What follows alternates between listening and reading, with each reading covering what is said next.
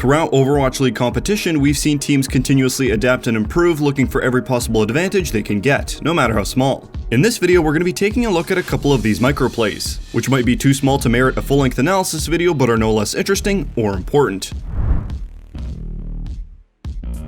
On the second to last fight of Ilios Well during the APAC Summer Showdown finals between the Charge and the Dragons, Eileen pulls his Dragon Blade to secure the fight for the Charge with the Dragons at 99%. After taking out a couple of members, Eileen finds himself with an opportunity to take out Li Zhegang, who, along with Void, comprise the only two remaining members of the Dragons. However, he does not immediately dash into him to finish him off, which is a relatively low-risk play given that even if he somehow dies to the Brigitte, he will still make it back in time for the last fight. This is because the Charge have another plan for Li Zhegang. Eileen simply waits for his team to finish off Void, who they cannot stagger as his rock coupled with primary fire could potentially one-shot a squishy target. Once Void is killed, Eileen then dashes into Li Zhegang, who instantly realizes his position and tries to shield bash into Well for a quick reset with his team. Unfortunately, Chara gets a nice boop to send him back onto solid ground, allowing Shu to get the ult charge off of killing him. This stagger puts the Dragons into a precarious position. Despite having just enough time for about 2 more fights with the Charge only at 65%, with Void and Li Zhegang so heavily staggered, the 4 members who have already respawned have to wait for them to return. As a result, the Dragons do not have all 6 members until the meter reads 72%, forcing them to commit to a dangerous final fight where they had the ultimate advantage, but unfortunately C9'd. They actually move off the point, they don't force out the OT.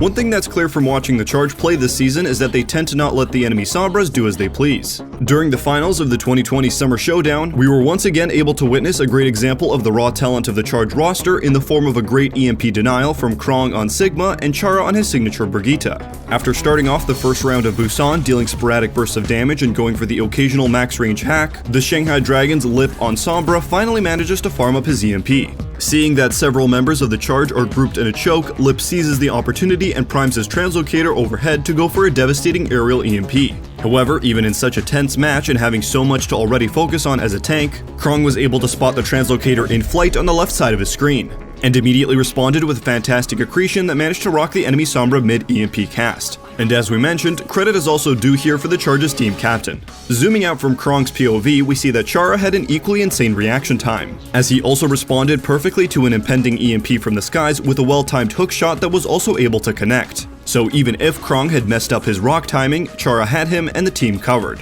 This is just one of the many plays we've seen from Chara this season that have led many to consider him one of the best Brigs in the Overwatch League.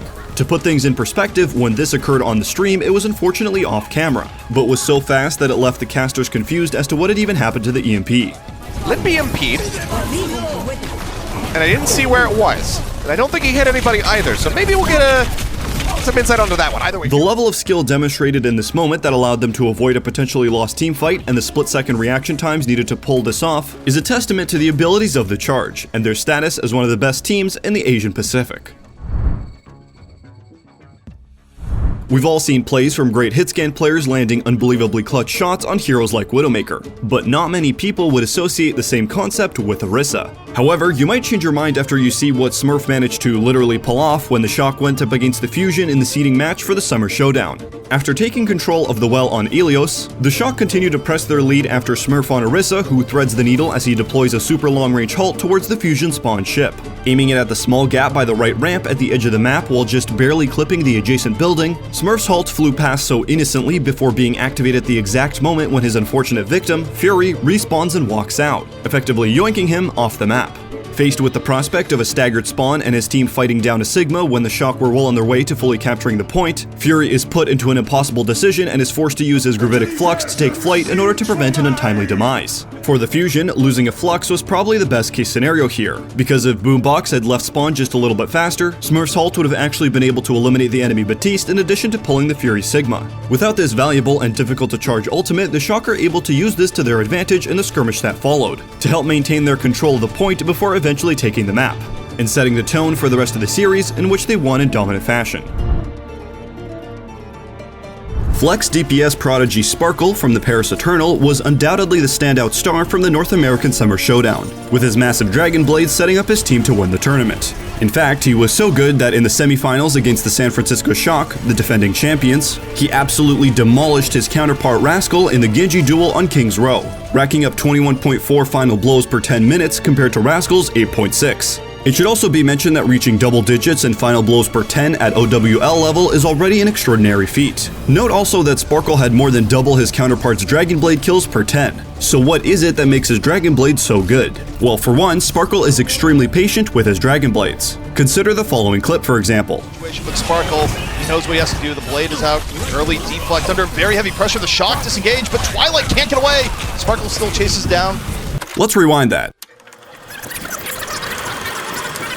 Sp9rk1e dashes up to pull his blade, which is quite standard as it gives the Genji more options in terms of targets to dash into. However, he then immediately backs off, recognizing the power of the abilities that will be thrown out to stop him. Twilight shield bashes him as Brigitte should stop him and hopefully secure the elimination, but because of how far Sp9rk1e has backed up, this means the rest of the Shock are too far away to finish him off. Sp9rk1e keeps waiting until Twilight invests his whip shot to boop him away. Only now does he use the dash reset that pulling out the Dragon Blade in the first place gave him, enabling him to close the distance to his targets and take out Twilight. We next see another crucial element of Sp9rk1e's Dragon Blades, almost extreme levels of caution.